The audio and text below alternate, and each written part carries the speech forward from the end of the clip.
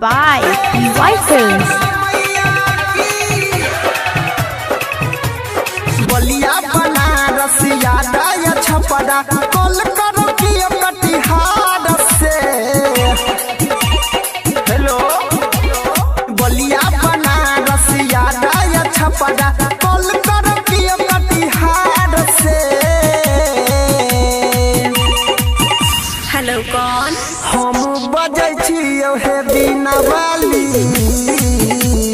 जिला मधुबनी बिहार से। हम बजै छियौ हे बिना वाली जिला मधुबनी बिहार से। अभी आप सुन रहे हैं तेनवाई से माँ दुर्गा म्यूजिक की प्रस्तुति।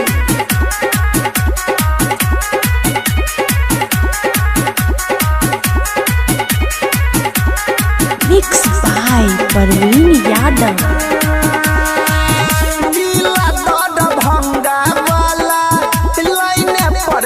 मैया गे सीतामढ़ी वाला कहौ देले केहन समैया गे केहन समैया गे।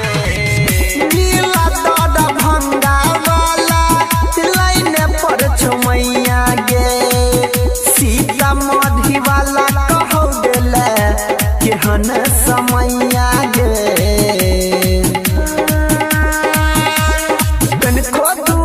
समस्तीपुर छौमा भावुक भेलौ या व्यवहार से।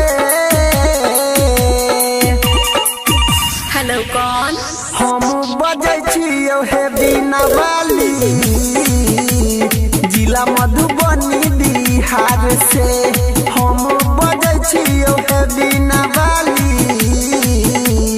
जिला मधुबनी बिहार से।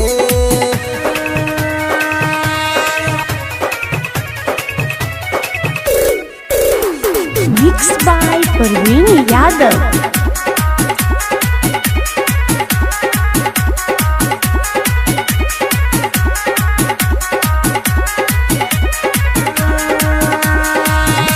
सुन लो यही छी मैया भाग्य विधाता है बड़ा मुश्किल से भेटल मैया आहा के पता है आहा के पता है। सुन लो वही छी मैया भाग्य विधाता है बड़ा मुश्किल से भेटल मैया आहा के पता है। कृपा करू न हे जग जननी मारल छै विपत के मार से। हेलो कौन? हम बजै छियौ हे बिना वाली जिला मधुबनी बिहार से। हम बजै छियौ हे बिना वाली जिला मधुबनी बिहार से।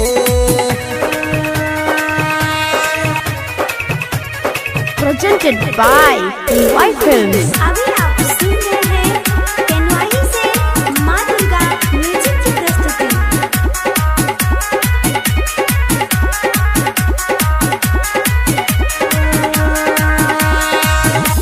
गीत संगीत के ज्ञान दिया है मैया यही कहा दिशा तो सुर के रचैया सुर के रचैया। गीत संगीत के ज्ञान दिया है मैया यही कहा दिशा तो सुर के रचैया।